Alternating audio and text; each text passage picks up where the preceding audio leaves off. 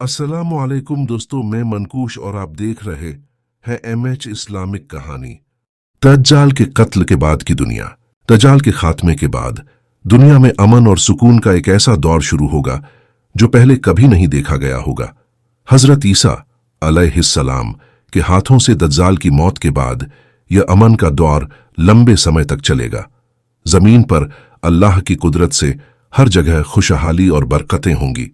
लोग शांतिपूर्ण जीवन जिएंगे और जमीन अपनी तमाम नेमतों को उगलने लगेगी। फसलें लहलहाने लगेंगी और इंसान और जानवर के बीच भी शांति होगी। हजरत ईसा अलैहिस्सलाम और याजूज माजूज का उभार। दज्जाल की मौत के बाद हजरत ईसा अलैहिस्सलाम और उनके अनुयायी कुछ समय तक चैन और शांति से रहेंगे, लेकिन जल्द ही एक नई मुश्किल का सामना करना पड़ेगा। अल्लाह ताला हजरत ईसा अलैहिस्सलाम को हुक्म देंगे कि वह अपने मोमिन अनुयायियों को लेकर कोहे तूर की तरफ चल पड़े। यह वही जगह है जहां हजरत मूसा अलैहिस्सलाम को अल्लाह से बात करने का मौका मिला था। इस दौरान अल्लाह की कुदरत से याजूज माजूज नामक एक खतरनाक कौम को जमीन पर छोड़ा जाएगा।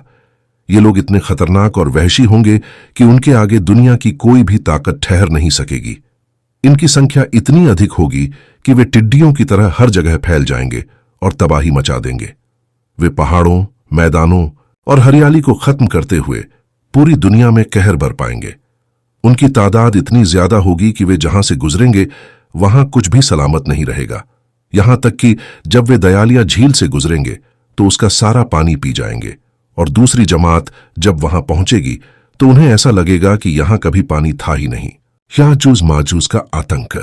याजूज माजूज के आने के बाद दुनिया में एक ऐसा खौफनाक दौर शुरू होगा कि लोग डर के मारे अपनी जान की भीख मांगने लगेंगे। वे हर जिंदा प्राणी को मार डालेंगे और घमंड में आकर आसमान की तरफ तीर चलाएंगे। अल्लाह की कुदरत से उनके तीर खून से लथपथ होकर वापस आएंगे और वे समझेंगे कि उन्होंने आसमान वालों को भी मार दिया है। हजरत ईसा अलैहिस्सलाम और उनके अनुयायी इस वक्त कोहे तूर की पनाह में होंगे। वहां भूख और प्यास का ऐसा आलम होगा कि लोगों को अपने सर का मांस भी सोने के सिक्कों के बराबर कीमती लगेगा। इस कठिन वक्त में हजरत ईसा अलैहिस्सलाम अल्लाह से दुआ करेंगे और अल्लाह उनकी दुआ सुनकर याजूज माजूज पर एक बीमारी छोड़ देगा। उनके गले में कीड़े पड़ जाएंगे और वे एक ही रात में मर जाएंगे। याजूज माजूज की मौत के बाद की दुनिया। जब याजूज माजूज का खात्मा हो जाएगा तब हजरत ईसा अलैहिस्सलाम और उनके अनुयायी कोहे तूर से बाहर निकलेंगे। वे देखेंगे कि जमीन याजूज माजूज की लाशों से पट गई है। हर जगह सड़ी गली लाशों की बदबू फैली होगी।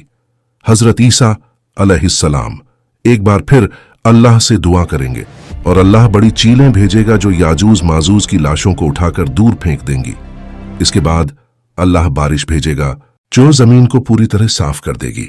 बारिश के बाद जमीन फिर से हरी भरी हो जाएगी। पेड़ पौधे, फल फूल सब कुछ अल्लाह के हुक्म से भरपूर मात्रा में पैदा होंगे। फसलें इतनी होंगी कि एक अनार को कई लोग मिलकर खा सकेंगे। दूध इतना बरकत वाला होगा कि एक गाय का दूध पूरे कबीले के लिए काफी होगा। इंसान और जानवर एक साथ शांति से रहेंगे और दुनिया में सुख शांति का राज होगा। हजरत ईसा अलैहिस्सलाम का समय और शादी। इस अमन चैन के दौर में हजरत ईसा अलैहिस्सलाम मुसलमानों के इमाम और रहनुमा बनकर रहेंगे। उनकी हुकूमत 40 साल तक चलेगी, जिसमें वे इंसाफ और अदल का पैगाम फैलाएंगे। इस दौरान हजरत ईसा अलैहिस्सलाम शादी भी करेंगे और उनके बच्चे भी होंगे। वे हज और उम्रा भी करेंगे और पैगंबर मोहम्मद सल्लल्लाहु अलैहि वसल्लम की कब्र पर सलाम भी पेश करेंगे। उनकी हुकूमत के दौरान लोग अल्लाह की बंदगी में रहेंगे और इस्लामी उसूलों का पालन करेंगे। जब हजरत ईसा अलैहिस्सलाम का समय पूरा होगा तो वे भी इस दुनिया से रुखसत करेंगे। उनकी वफात के बाद मुसलमान उन्हें पैगंबर मोहम्मद सल्लल्लाहु अलैहि वसल्लम के पास दफन करेंगे। जहजा की खिलाफत और उसके बाद का दौर। हजरत ईसा अलैहिस्सलाम की वफात के बाद यमन से जहजा नामक एक नेक और आदिल इंसान खलीफा बनेगा। जहजा का दौर भी इंसाफ और शांति का होगा। उनकी खिलाफत के बाद दुनिया में कुछ और खलीफा आएंगे, लेकिन समय के साथ लोग अल्लाह से दूर होते चले जाएंगे। दुनिया में फिर से फितना, फसाद और गुमराही का दौर शुरू हो जाएगा। अजीब धुआं और उसकी तबाही। इसके बाद एक अजीब धुआं आसमान से उतरेगा जो पूरी दुनिया को ढक लेगा। यह धुआं 40 दिनों तक रहेगा। मोमिनों के लिए यह धुआं ठंडक और सुकून का होगा, लेकिन काफिरों और मुनाफिकों के लिए यह बेहद तकलीफदेह होगा। उनकी हालत इतनी खराब हो जाएगी कि वे अल्लाह से रहमत की दुआ करेंगे, लेकिन उस वक्त तौबा के दरवाजे बंद हो चुके होंगे। जब धुआं हटेगा तो इसके बाद एक ऐसी लंबी रात आएगी जो इंसानों को हैरान और परेशान कर देगी। ये रात इतनी लंबी होगी कि लोग अपने समय का अंदाजा ही खो देंगे। इसके बाद सूरज पश्चिम से उगेगा। यह कयामत की बड़ी निशानी होगी। इसके साथ ही तौबा का दरवाजा हमेशा के लिए बंद हो जाएगा। इसके बाद लोग जो भी करें उसका कोई हिसाब नहीं होगा, क्योंकि अब तौबा का वक्त खत्म हो चुका होगा। दाब्बतुल अर्द का प्रकट होना। इसके बाद जमीन से एक अजीब जानवर निकलेगा जिसे दाब्बतुल अर्द कहा जाता है। यह जानवर इंसानों के बीच घूमेगा और मोमिनों और काफिरों की पहचान अलग अलग कर देगा। वह मोमिनों के चेहरों पर रोशनी की निशानी लगाएगा, जबकि काफिरों के चेहरों पर स्याही की निशानी लगाएगा। यह निशानी लगने के बाद मोमिन और काफिर साफ तौर पर पहचाने जा सकेंगे।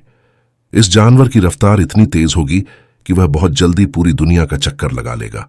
कयामत का करीब आना। इसके बाद अल्लाह एक खुशबूदार हवा भेजेगा जो हर मोमिन की जान ले लेगी। इस हवा के गुजरने के बाद दुनिया में सिर्फ काफिर ही बचेंगे। वे जमीन पर हर प्रकार की बुराई और गुमराही फैलाएंगे।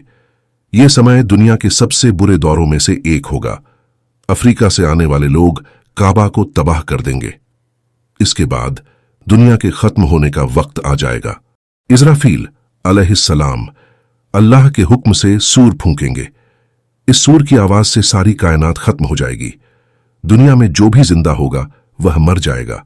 हर इंसान, जानवर और जिन्न मर जाएंगे। उसके बाद अल्लाह इज़राफील अलैहिस्सलाम को दोबारा सूर फूंकेंगे और फिर सभी मरे हुए लोग दोबारा जिंदा हो जाएंगे। यही वह दिन होगा जब इंसान के अच्छे बुरे कर्मों का हिसाब होगा और कयामत का दिन मुकम्मल होगा।